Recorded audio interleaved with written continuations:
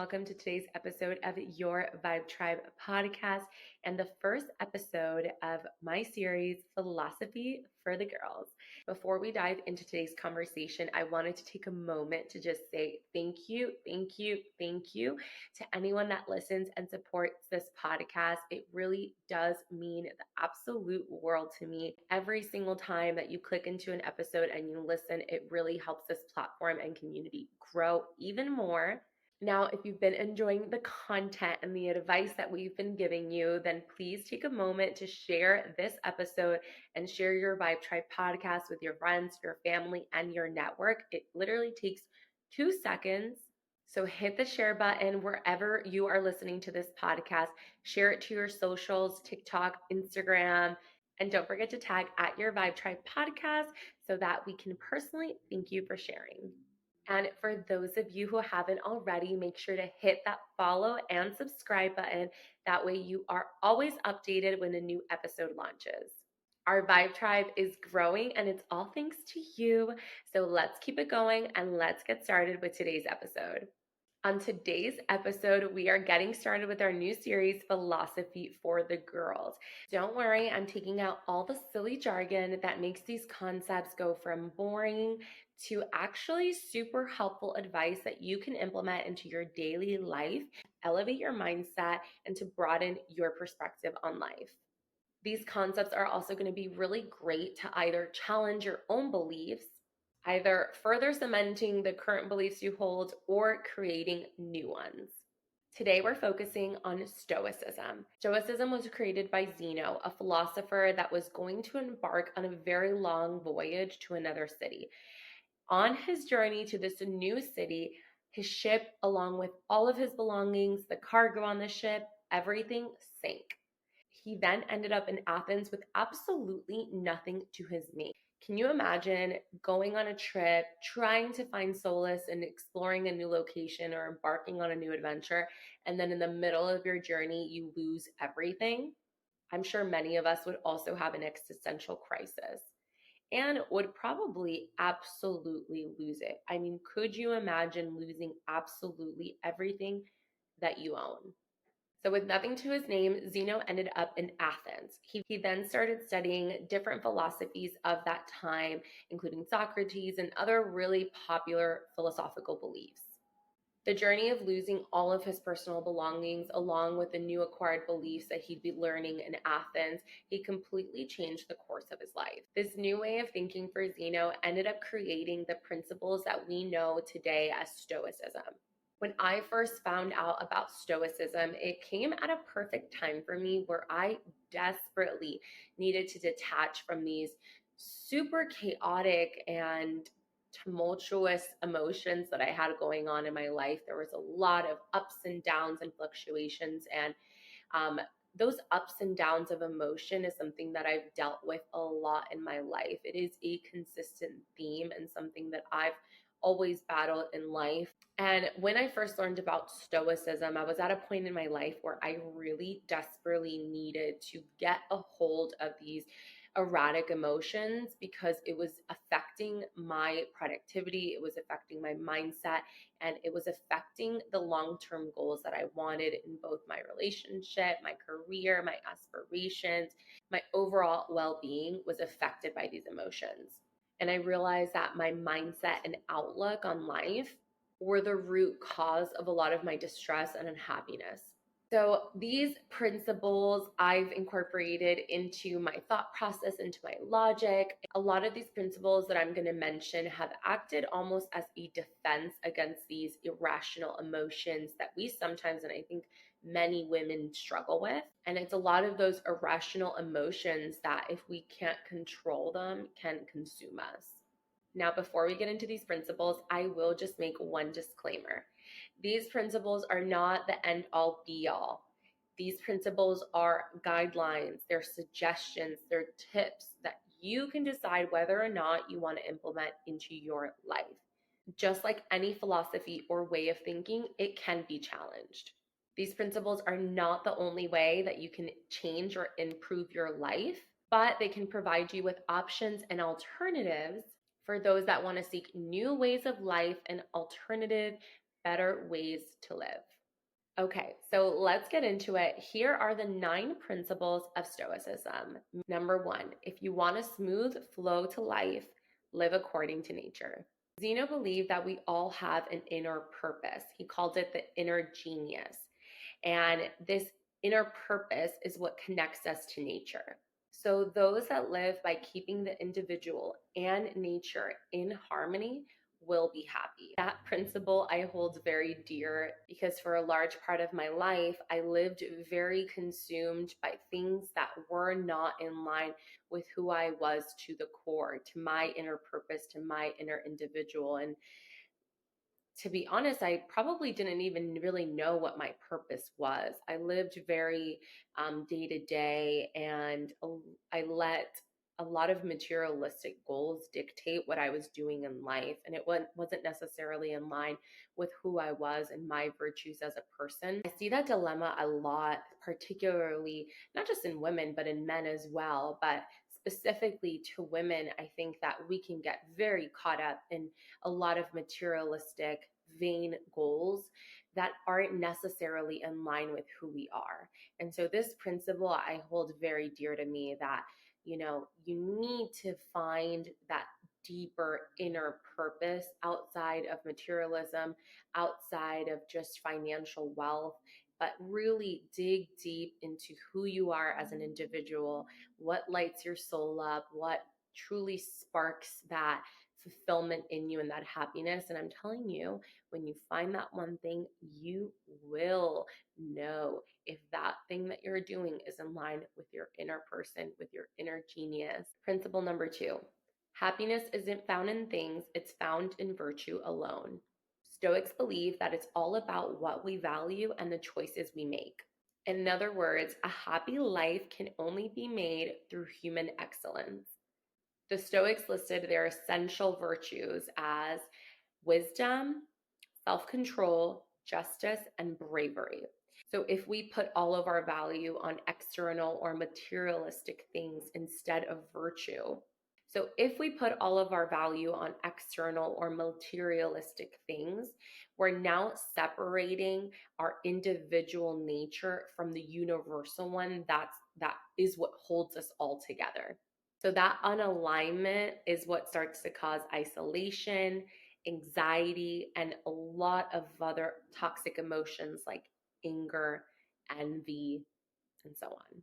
We really need to dig deeper than just external things and materialistic pursuits when we're deciding on what to do with our lives, right? What to dedicate our time to, and really be super intentional with that. And I think a lot of women right now, because they're so caught up in, materialistic and very vain ambitions, it tends to leave you feeling very unfulfilled and very lost and filled with anxiety and a lot of emptiness. And I think the minute that we start to look deeper within ourselves, we can find that depth, and that's where we can find that fulfillment in life and that contentment and that happiness. Principle number 3, and this is a really good one, we don't control external events. So we can only control our thoughts, we can only control our opinions, we can only control our decisions and our duties. So basically, the Stoics believe that a lot of what happens is beyond our control and not up to us. So the Stoics believe that we need to remember that the only things that are up to us are how we exercise our reason and how we form opinions about the worth and truth and the decisions and actions that we take. And that is such a good principle because for a long time, I was consumed with all of these thoughts of things that were out of my control. And I listened to this issue as a recurring theme from a lot of my friends, right? They'll mention to me, like, oh my gosh, am I going to have kids? Am I going to get married? Am I going to get to my career in 10 years where I want to be? And it's like, you cannot fill up your day filled with all of these thoughts of things that we can't control. Okay. let yourself focus on the things that you have control over, right? And that includes our day to day actions, our day to day decisions. So if you're someone right now that is working towards something, why spend energy on the things that you can't control, right? I can only control if I'm accomplishing my day to day tasks every day, if I'm trying to learn and grow professionally and educate myself and research and practice my craft. Those are things that I can control. For example, with creating my content, I can spend time educating myself on the best practices for content creating, and I can spend time trying to learn how to create an eye-catching and visually appealing and engaging video. But when I press record, the rest is out of my hands. So why am I going to spend my time worrying about what happens after I press record? It's a waste of energy. I'm going to spend my time on the before, right? And the showing up every day, and the how much am I willing, how much effort and time I can put into learning my craft, right? But I can't control what happens after I press record. And I feel like us as women, we spend a lot of our time thinking and thinking and thinking about all of these scenarios and all of these possibilities that could potentially happen if I do this and this. It's like, why are we spending all of our energy thinking about the what if? Let's spend our energy thinking about what I can do today. Like, what is actually within my physical control, right? And that's the actions that you take every day. That's the opinions that you form. And that's the logic and reasoning that you use to make those decisions. Principle number 4, we've each been given all the inner resources we need to thrive. So, Stoics believe that we were each born with the resources we need to thrive in our life's journey. So, we're born with senses like reason and power of choice. And these resources are what guide us. And this is an interesting perspective, right? Because it's the idea that we all come into this world with a level playing field. I don't know how much I really believe in that statement for its entirety of what it means. Even though me as an immigrant moving from Venezuela into the US, living in a low income area for most of my childhood, instead of using that as an excuse, I can have the perspective that even though those were my circumstances, I hold in me the reason, the power of choice, just like anybody else in any other circumstance. And so it is up to my choices and it's up to my actions, right, to achieve what I want. And so it's an interesting perspective of, you know, yes, I am capable just like anybody else in this, despite any of my circumstances or the situation that I was born into. And it's tough because, lately I've been watching a lot of interesting documentaries, and listening to stories of people and groups of people that were born into these really dark and cruel environments. People today, right? There's a lot of horrible things going on in other parts of the world, and these people, it's it's somewhat sad to think that they're born into these circumstances, but I think leaning into this principle is the thought that despite those circumstances, these people have the power and the capability to overcome what they're currently experiencing. So that can be a powerful mindset, right? That you are in the mindset that I have all the that I need to create the life that I want. So it's interesting, and I think it can be really useful, especially if you've ever felt like you were kind of given the short stick, right? Or the short hand. I find that perspective very, very useful. Number 5, eliminate toxic emotions. So, Stoics believe that we must neglect false beliefs and destructive emotions that arise from them to rid ourselves of anger, fear, anxiety, and envy. So, Stoics believe that hope and fear is just us letting our thoughts and beliefs project into the future, dealing with positive and negative outcomes that we do not control. They also advocated that the farther we are from anger, the stronger we will be. That is a very amazing statement. I'm going to just say it again. The Stoics advocated that the farther we are from anger, the stronger we will be. That is such an interesting concept. Traditionally, when we think of strength, we think of like brute force, right? We think of like a strong man, right? Or someone that is like aggressive.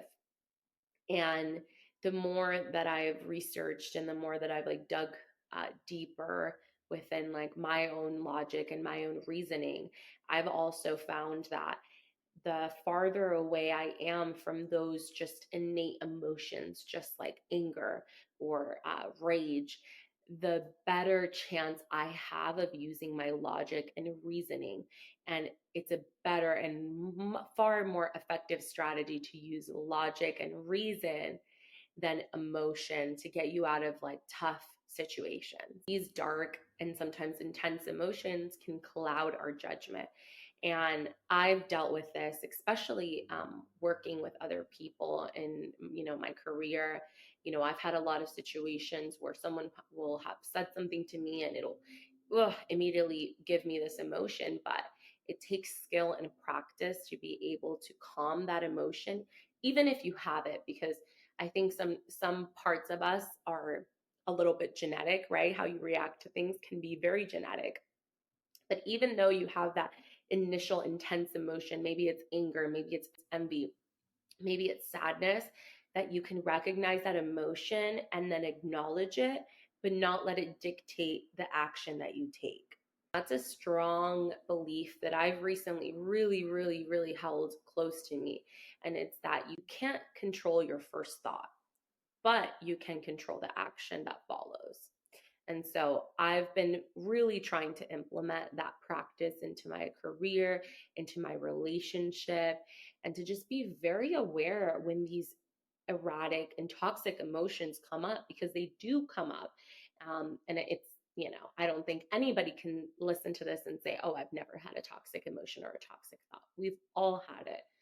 But it's realizing when it comes up, keeping it in check so that that action that follows is more in line with reason than that erratic, toxic emotion. Number 6, we are and must remain a unified self. So the Stoics believe that we can't complain or blame anyone else. So you can either work on your own reasoning or spend time trying to control things that are completely out of your control. Just in 2024, victim culture is a really big thing. We all want to play the victim. We all want to feel sorry for ourselves. And it's the fact that no. And I think it's happened to a lot. I mean, it's happened to me. It's happened to some friends that I hear, like they'll go through some really tough, some really tough life circumstances. But ultimately, like when you sit back and you think, like, how did I end up here? Like, you know how you ended up there. Like you made a lot of decisions that led you down that path. I've been there, right? Where I've kind of been like, why is this happening to me? Right? I want to play the victim. I want to feel sorry for myself, but really like our circumstances are no one to, we can't blame anyone but ourselves, right? We have to learn how to take accountability for what we experience and the situations that we end up in. This principle is really interesting because it plays into the fact that we really can't blame anyone but ourselves. And that even if you do want to blame anyone else, why are we going to spend energy and time trying to blame someone else for the situation that you're currently in when you can spend time figuring out and rationalizing how you're going to better yourself and how you're going to get out of the situation? Another big thing is Stoics advocated for worrying what's on the inside and not what's on the outside. So again, putting value on things that are more deep, right? That are within you, not external materialistic values. And I think as women, that's something that we struggle with a lot, is we put a lot of our value on what's on the outside, right? What we look like, our appearance, what we're wearing, the car that we drive. It can be really easy to compare ourselves specifically with what we look like, right?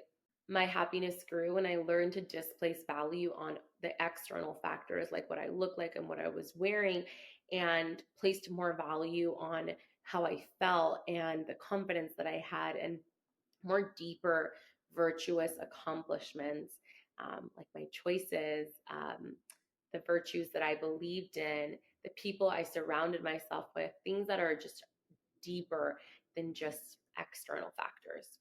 Number 7, no man is an island. So Stoics believe that we will suffer and fail to realize our humanity unless we are working to connect to our world with the concerns of others. So, for example, they said you're supposed to treat a friend as you would your family, and you treat your neighbor as you would your friend, and to treat a foreigner as you would your countrymen. They believed in a system of mutual collaboration. I have always had a very strong, um, almost distaste for nationalism, because as much as I do feel patriotic and proud to be an American and proud to be Venezuelan and proud of my heritage and where I come from, it's very to me it is almost very scary that because we have like such intense feelings for the people that we have and that we love and that we want to protect, that everyone else is the other person or it's them. And that really like just separates people, and it almost makes it almost loses that like humanity, right? Because you start to look at groups, other groups of people that could have different religious beliefs, different political beliefs as the other people, and it dehumanizes that group. And so I always found that very scary and very tough topic to handle, because I also agree with this principle a lot in the sense that, you know, we are human, right? First, we are human first before we are American, before we are Black, before we are Republican. Like, we are human first. And those other things are just that. They're other things. They do make up a part of us, but we are human first. And so that's actually something that I've also struggled with, because for example, like I've never been the type of person to greet anybody as like they were my friend. But when I really think about it, you know, the reason I am that way, it's a form of protection. I don't treat every single person like they're my best friend, because I don't really know them and I'm like afraid that they are going to hurt me, right? Or that maybe I'll really like them and then they'll leave. So that treatment of others in maybe a very cold way at first is a form of defense. And so it is an interesting idea to treat others like they're your friend already, right? To treat friends like their family already, and to give that trust to people unless proven otherwise. Same thing, like even if you meet somebody that isn't an American, but to not treat them like a foreigner, right? Because even though, like, for example, like immigrants, they come into this country, like I was an immigrant, you know, I would want someone to treat me like a human first and an immigrant second, right? Like, you should always treat someone like they're your equal, they're human first. Everything else is just everything else. So I really love that principle. I think it is very, very forgotten, especially today with all the things going on in our world. I think we can get very caught up in those labels: Republican, Democrat, liberal, conservative, immigrant, American. We can get very caught up in the labels and the classifications of who we are, but we all need to remember that first thing, and it's that we are human first. Principle number 8, our personal development is bound in cooperation with others. So Stoics believe that we were made by nature for the purpose of working with others. We were all made for cooperation. And I know this one is a hard one, okay? Like, I work at a corporate job 9 to 5, and when you are working with people, there will always be conflict, because we have differing opinions, we have different desires, we have different egos. It is difficult. But I will say that finding and trying to find a way to work with others and cooperate, beautiful things can come of that. Because when you are able to work with other people, they can bring you different perspectives and just ideas that you maybe never would have had, and you can collaborate and create something new and different. It's like the old saying of two minds are better than one. And although I know it is super challenging to try and work with other people, I think that that is definitely a skill that will help us all grow professionally in our relationships and just every aspects of our life. That if you can learn to work with other people, that is a huge benefit to both you and just to the world in general. Okay, last principle, persist and resist. So, Stoics believed that it is all about progress, not perfection.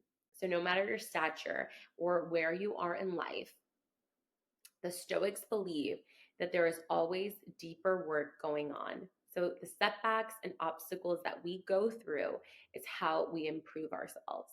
So, making better decisions every time. The Stoics believe that the journey never ends, but the progress we make daily brings us closer to stability and peace and benefits those around us. And that is a really, really, really amazing principle, because for a long time, I was very caught up in being perfect and needing to know everything about everything to take that next step. Or feeling like, oh, I'm not going to be ready until I know this and this and this. And it's like, it's almost leaning into the idea that like we're not perfect, like we're all on this journey of growing, and we might be in different stages than other people, right? And success or achievement will come at different stages for everyone else, but almost like letting go of that end goal and really just focusing on the journey. And I think for me that's been a very tough thing to overcome, is that I want what I'm doing at this current moment to be absolutely perfect.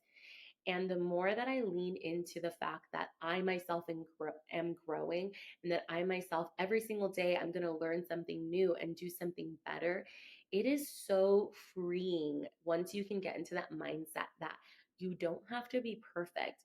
You just have to get up the next day and try again. Because the more that you get up and you try and you keep pushing, you're going to keep learning and you're going to keep growing. And that it's not about perfection. Like, no one is ever going to be perfect. And the people that really get ahead and the people that really make a name for themselves are the people that let go of that, like, oh, I'm going to be famous or I'm going to do this. It's like, no, the people who really make it and the people who really create something beautiful are the people that are just obsessed with the journey, and they're in it and they're enjoying every step of the way. And it's almost like an obsession, right? Like you have to do this thing every single day because you want to have better. It's that obsession with getting better and learning more. And I think it takes an immense amount of courage to keep working at your craft and keep getting up every single day and pushing through and trying to get better despite obstacles, despite people telling you no. But it's the courage to still get up the next day and do it again. So for me, these principles of Stoicism have really helped me let go of trying to find happiness in external and materialistic things, but to find happiness by falling in love with the journey of my pursuits. Now, when I create content, when I create ideas for this podcast, when I do anything, I think about, who am I helping when I'm doing this? And is this in line with my virtues and my passions and with the deeper individual of who I am? Okay, guys, that's it for today's episode. I'd love to know, out of all the principles that I talked about today, which one you related to the most. And I just want to mention to you guys that as women in this world, it is up to us to become the high value, thoughtful, intuitive, hardworking beings that we are supposed to be.